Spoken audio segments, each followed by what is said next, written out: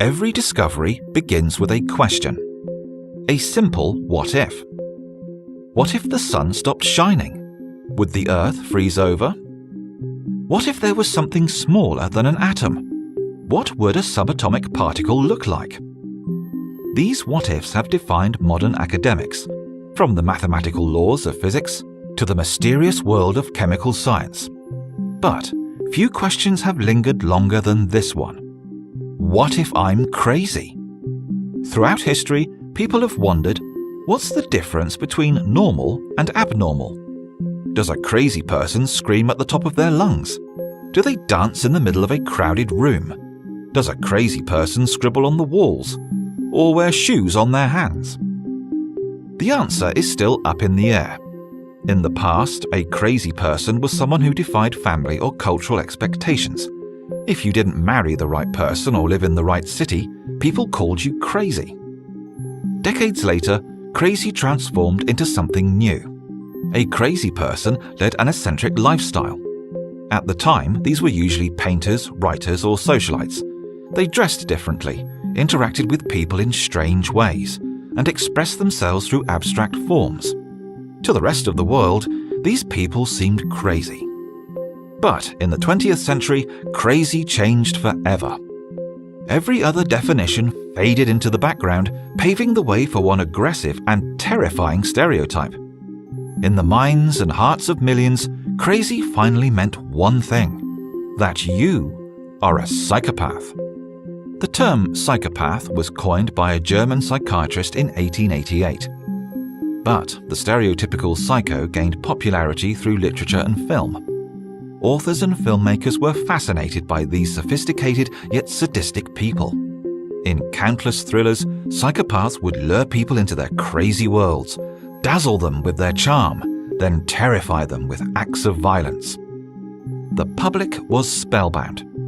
But Hollywood psychopaths like Norman Bates and Hannibal Lecter were far from real. These characters painted a frightening picture of psychopathy, one that was twisted and exaggerated. Naturally, the entertainment industry latched on to this stereotype. To the audience, these Hollywood characters seemed real, like you could run into a Bates or a Lecter walking down the street. But what if psychopaths are nothing like these characters? What if the majority of psychopaths are just normal, everyday people? Let's do an experiment. Imagine a typical weekday morning. Your alarm goes off around 7 a.m. You're tempted to slap the snooze button and grab yourself 10 more minutes. But you don't want to be late. So you wipe your eyes and drag yourself to the bathroom. After a quick shower, you're walking out the door. But on your way to work, you run into 3 different people. The first is your neighbor. He's an older man who's lived next door for as long as you can remember. Every morning around 8, he walks outside to water his flowers. You smile and say hello. In response, he delivers a charming one-liner about the weather and laughs along with you. You think to yourself, what a nice man. Next, you spot a woman taking donations. You're sitting in traffic when you see her standing on the corner. She's holding a bucket and a sign advertising for a good cause. Catching your eyes, she walks up to your window. You feel a little guilty, like anyone would, so you dig through your wallet. You drop a couple dollars into her bucket and she thanks you. As you drive away, you feel like you've done something good. You think to yourself, I'm glad I did that. She's a good person. Last but not least, you see a homeless woman pacing outside your office. You just stepped out of your car when suddenly this woman runs right up to you. She's got dirt in her hair and this wild look in her eyes. She shouts about something you can't really understand, so you do the only thing you can think of. You run away. You duck into your office and think to yourself, wow, how crazy can you be? If I told you that one of these 3 people was a psychopath, could you tell me which? Most people have no trouble choosing the craziest person. You have an image of what crazy looks like in your brain. That homeless woman checked off all your boxes. But the truth is, she's not a psychopath. She's loud and uncomfortable, but not a psychopath. In this experiment, only one person fits the bill. It's not the homeless woman or the person taking donations. It's most likely to be your neighbor. He's the only one who displayed a key characteristic of psychopaths, in this case, superficial charm. So that brings us to our big question. What does an actual psychopath look like? And how do you test yourself? Before we take a closer look, there's one thing you need to understand. Psychopathy is not black or white. It's not a yes or no question. It's a spectrum. Think about psychopathy like a person's height. You can be tall, you can be short, and you can be everything in between. But you can't have zero height. In the same way, you can be extremely psychopathic, or just a tiny bit. But everyone falls somewhere on the spectrum. The challenge is testing that spectrum. The human personality is complex and diverse. Everyone has a unique combination of traits that make them who they are. Each personality is like a Rubik's Cube scrambled in just the right way. Some people have a few colors out of place, others are completely mixed up, but these changes define who you are. So how do you know which combination creates a psychopath? After 40 years of empirical research, psychologists have developed a psychopath test. It's called the Psychopathy Checklist Revised, or PCLR. After answering a series of questions, you receive a score out of 40. The lower you score on this test, the higher you fall on the spectrum. If you score a 30 or 35, you've got nothing to worry about.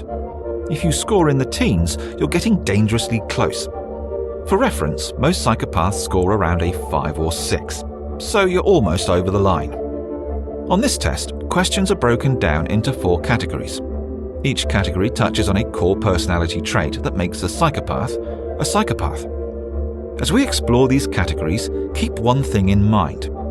This scale does not measure the Hollywood psychopath. We're talking about people like your neighbor, the man who waters his flowers every morning. On the surface, these people may live normal lives, but underneath, they could have a severe personality disorder. The first category is interpersonal traits, the parts of your personality that moderate social behavior. Imagine you're networking at a conference. In the last hour, you've had 2 conversations with 2 very different people. The first was charming and charismatic. Their tone was friendly, they made plenty of eye contact, and you enjoyed the conversation. But the second was not as much fun. They were scatterbrained and awkward. They kept changing the subject at the most confusing times. Who do you think ranks higher on the psychopathy spectrum? Interpersonal traits like charisma and charm are very common among psychopaths. They're keen observers of human behavior. They will notice small things like the way you eat or a slight waver in your voice. After collecting all this information, they analyze the best way to win you over, even if that means lying through their teeth. The second category is affective traits. Affective traits describe the way you process emotions. This is a huge problem for someone high on the spectrum. Things like empathy come naturally to most people, but psychopaths cannot walk in another person's shoes.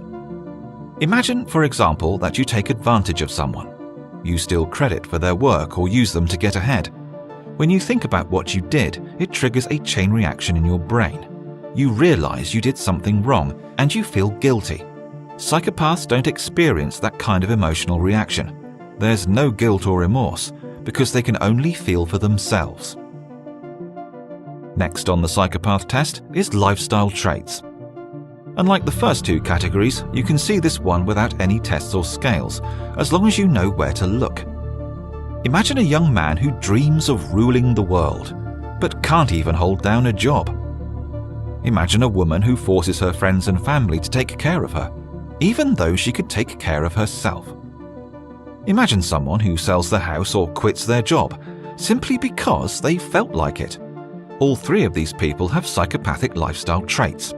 They're unrealistic, parasitic, or impulsive. For a psychopath, these are the big 3. The final category is antisocial traits. This does not mean psychopaths are antisocial. They're not hiding in the shadows. In fact, they can be excellent communicators, but they struggle with social expectations. Following the rules is a good example. Many psychopaths get in trouble at a young age. Their sense of self is inflated like a balloon about to burst, so they don't like being told what to do. Not all psychopaths are criminals. A large percentage of them have never done anything wrong. But power is something that every psychopath struggles with. So far, we've dispelled myths about this crazy stereotype. We've explored what psychopathy really means, and we've tested the different parts of this extreme personality. But that leaves us with one more question. Are you a psychopath? Only 1% of the entire population falls on the low end of the spectrum, and a much smaller percentage are actually dangerous. Chances are you identified with a few psychopathic personality traits. You may do impulsive things, like suddenly leave the country. You could be a great liar and rarely ever feel bad about it. Every personality is scrambled like a Rubik's Cube. You may have a few colors out of place, but that doesn't make you a psychopath. Thank you for watching TopThink, and be sure to subscribe because more incredible content is on the way.